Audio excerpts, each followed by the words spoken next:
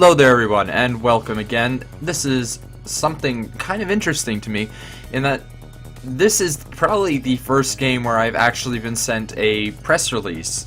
And that's something I just wanted to say, that I feel this is a step forward for me, and this is something special. So welcome to what is kind of officially my first real review episode of something where I was actually told, hey, go, here's a code, go and do that.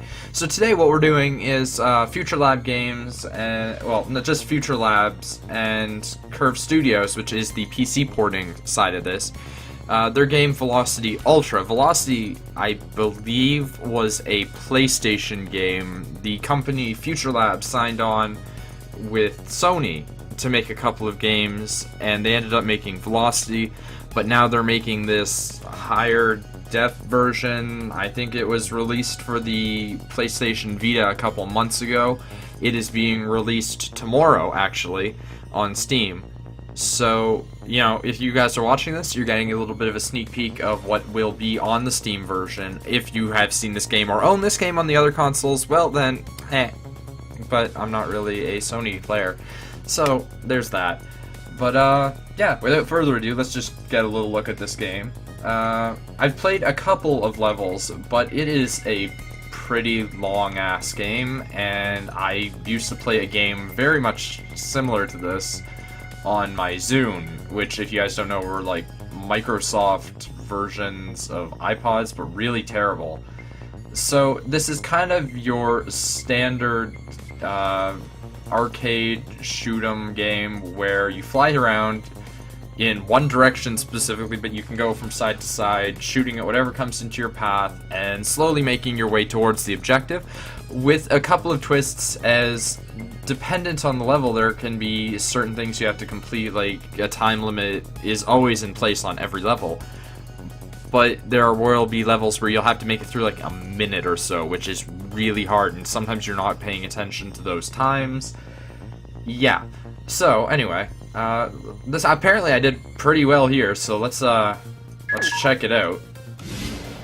One thing I liked is that this leisurely pace that we're traveling at right now, this leisurely pace that we're traveling at right now can actually be sped up if we don't like that exactly. So here we have the typical arcade enemy style flying down on us, and right now is not the best time probably to be doing our speed up technique, but should we want to get through the level faster, whether it's for purposes of time or for purposes of you know, speedrunning, I guess, so that way you can get better points and end up with a higher score, and then you can brag to your friends or whatever, you can hold down on the right bumper or right trigger, and it will zoom you forward a little bit.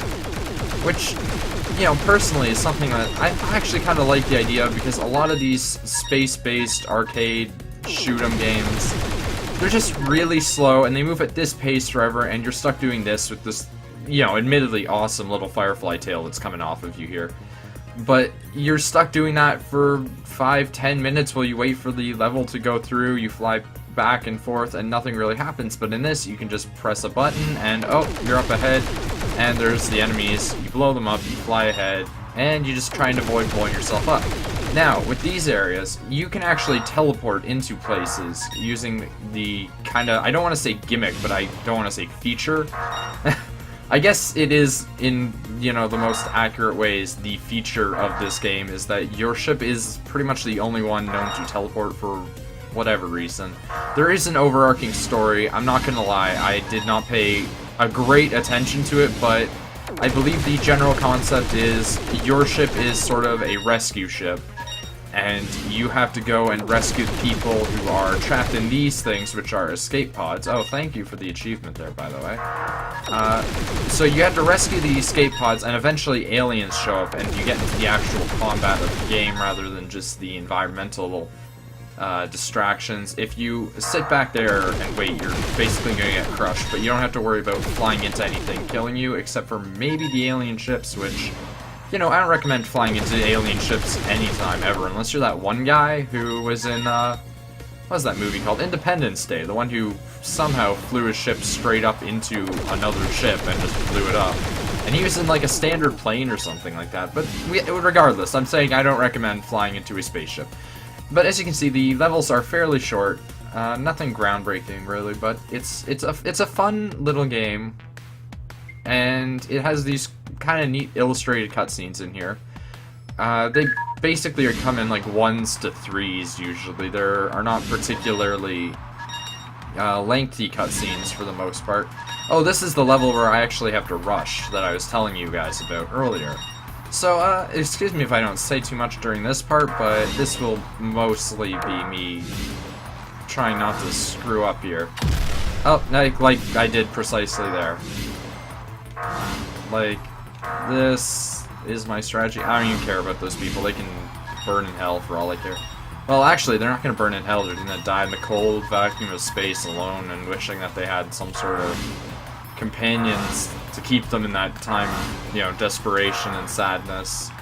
But that companion will not be me. And once you start to get that swing of this, you can kind of do it on the fly a bit more. But oh shit! Oh my god! Somehow I didn't die there. I don't understand, but glorious regardless.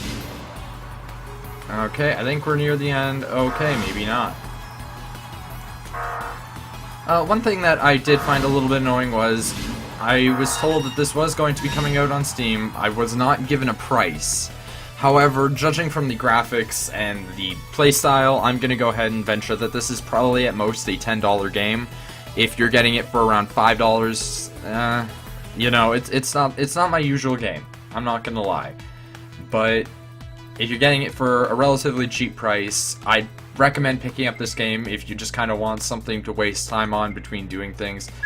I'm not even paying attention to the story, as you can see, but I did spend a solid like hour or two playing this game, but just kind of redoing the levels over and over again, so that way hopefully I didn't suck when it came to the day where I had to show you guys this. And I don't know, I've failed out pretty hard, but I don't think I sucked that bad.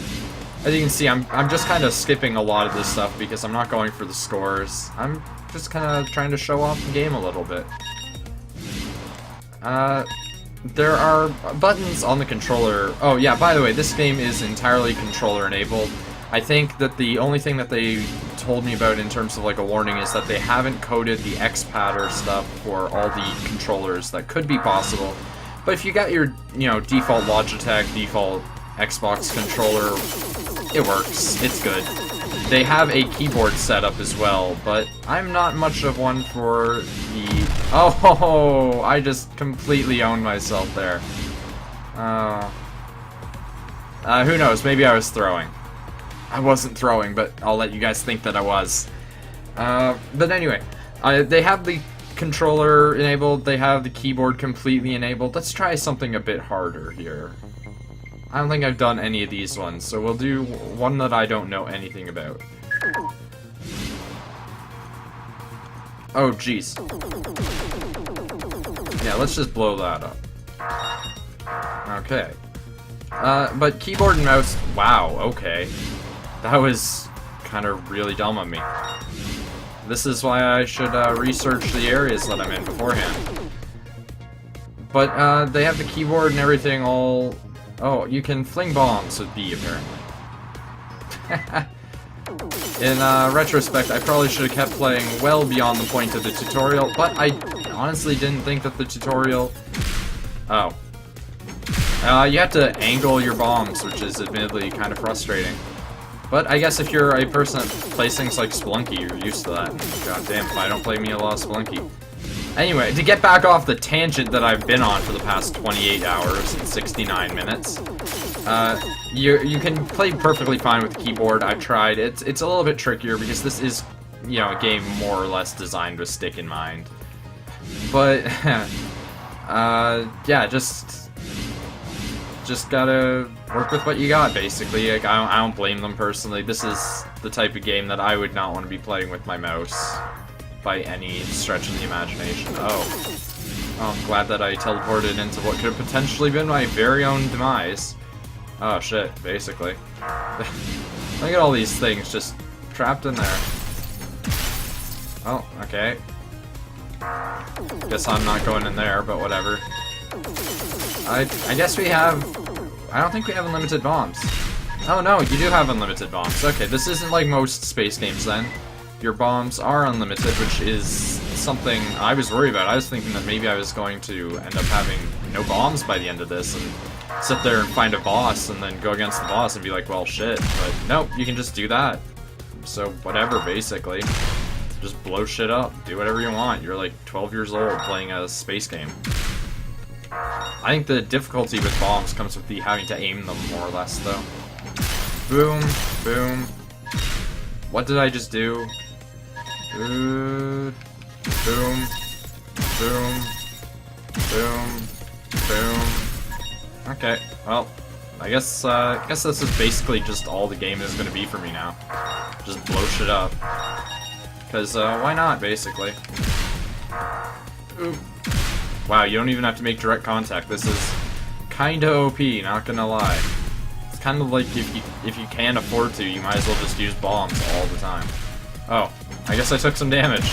That's probably a reason not to use bombs all the time. Yeah, I don't see a reason not to just click that repeatedly. That's a weird medal I've never seen before, and I'm not sure if I appreciate it. Cameron's view, critical urgency, blah blah blah blah. Okay, well, we'll do one more level, and then we're gonna probably call this quits. Oh, shit, this is a time level where you have to go real fast. Oh god! Just keep going, just keep swimming.